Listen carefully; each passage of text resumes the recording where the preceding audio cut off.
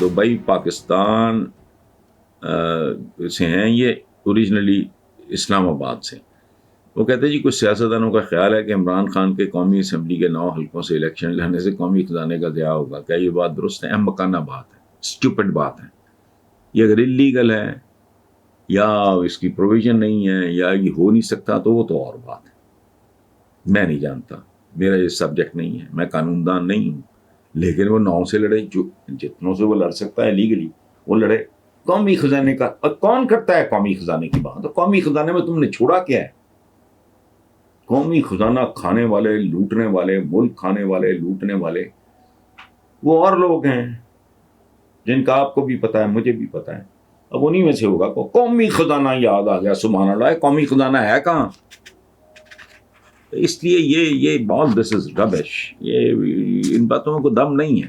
باقی اگر آپ نے بلڈوز کرنا ہے یا آپ نے کو اور ہربیسٹ ہو، وہ بھی کر کے دیکھ لو، تب بھی کچھ نہیں ہونا، بد سے بدتر ہوگا. اس لیے بچو، اس طرح کی مہم جوئی سے بچنا چاہیے، یہ درست نہیں ہے.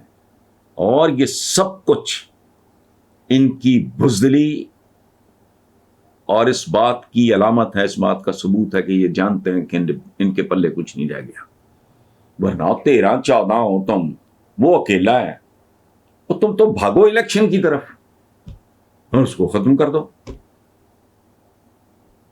وہ 10-15 سیٹ سے زیادہ وہ لے ہی نہ سکے، سادہ بات ہے. لیکن یہ اندر سے جانتے ہیں کہ وہ جھاڑو پھیر کے رکھ دے گا، سویپ کر دے گا ان کو.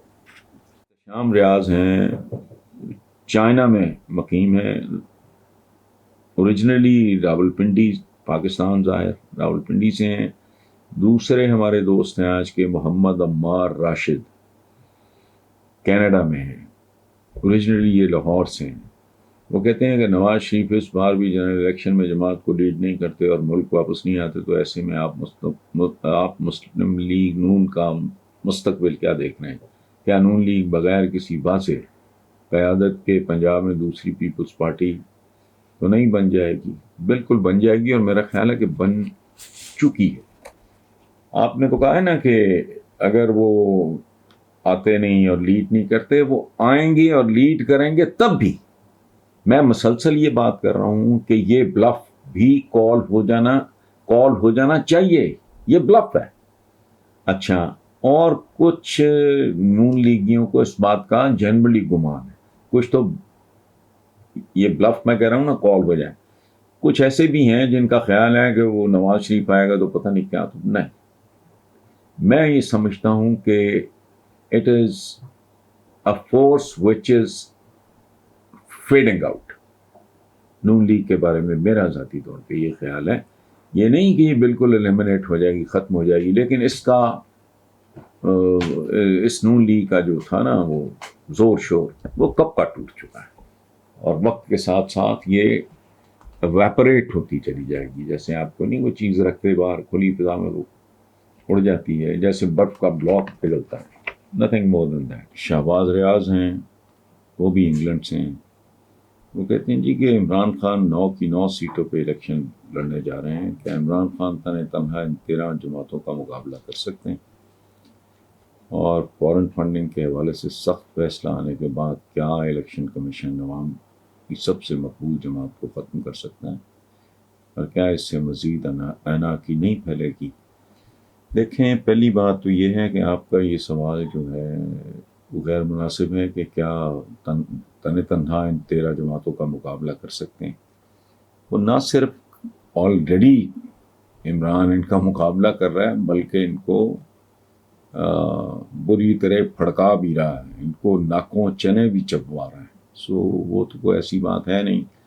اور یہ جو موو ہے عمران کی کہ 9 کی 9 سیٹوں پہ خود لڑنا ہے، تو یہ لوگوں کو مزید طاقت دے گا، لوگوں کو مزید موٹیویٹ کرے گا، موبلائز کرے گا، انسپائر کرے گا یہ فیصلہ. اور آپ دیکھتے جائیں انشاءاللہ ہوتا کیا ہے.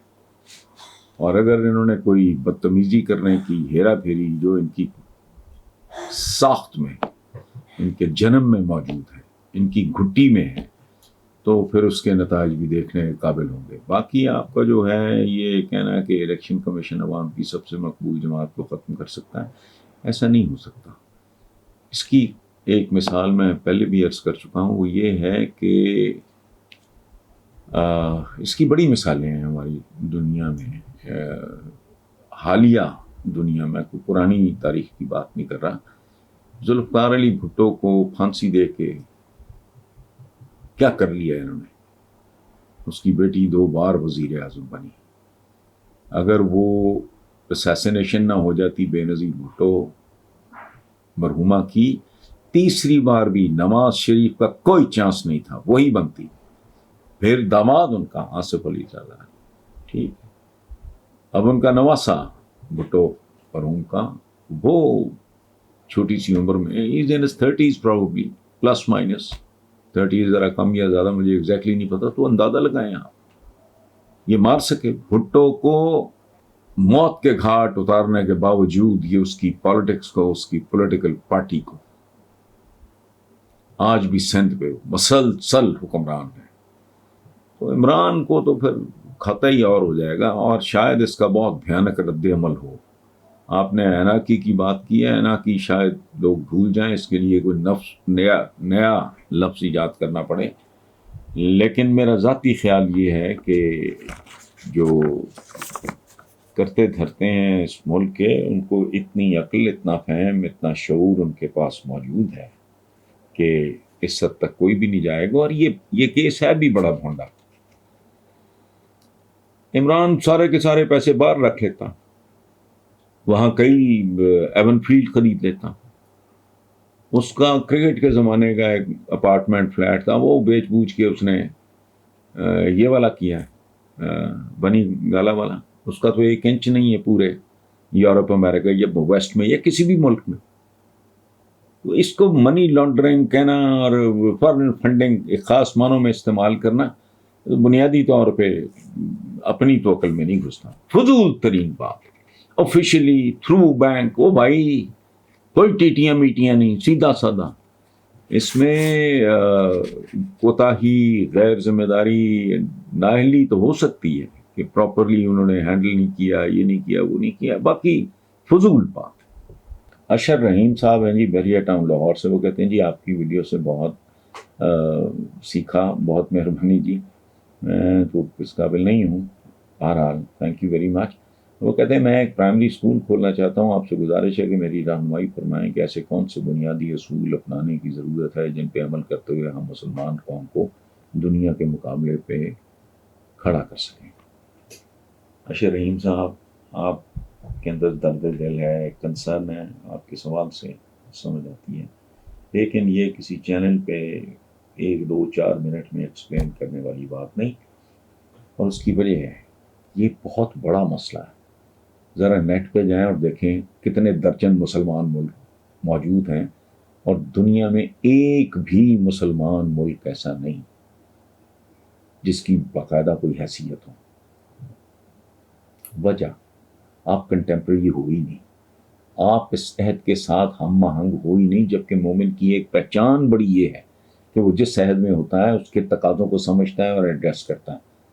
ہم تو بنیادی کل تک کی بات ہے، شرم بھی نہیں آتی، سیکھتے بھی نہیں. کل تک تصویر حرام، تصویر حرام. او بھائی اب بغیر تصویر بنوائے پاسپورٹ نہیں بنتا. پاسپورٹ اگر نہیں ہوگا تو ویزا بھی نہیں ہوگا، ویزا بھی نہیں ہوگا تو حج عمرہ بھی نہیں کر سکیں. بنیادی کانٹرڈکشن ان کو نہیں سمجھ آتی. ایک ہی ٹائم پہ 3 4 مسجدوں سے اذان آگے پیچھے 10 سیکنڈز کے فرق سے ہو رہی. ہمیں بنیادی اپنی معاملات، سائنس اور مذہب کو ہم آپس میں مادیت اور روحانیت، مجھے رونا آتا ہے ان لوگوں میں. وہ مادہ تمہاری تخلیق ہے، جس نے روح بنائی ہے مادہ بھی اسی نے بنایا ہے. وہ جا کے کدھر پہنچ گئے، خربوں ڈالر لگا کے انہوں نے وہ جو جیمز ٹیلیسکوپ بنائی ہے. اوقات ہے پورا عالم اسلام ان کی دی ہوئی ایجادات کے گرد گھوم رہا ہے. وہی گاڑیاں، وہی اسکوٹر، وہی اے سی، وہی کار، وہی موٹر سائیکل، وہی جہاز، وہی لائف سیونگ ڈرگز. میں روز یہ بکواس کرتا ہوں، سب کچھ ان کا دیا ہوا. حتیٰ کہ لباس تک.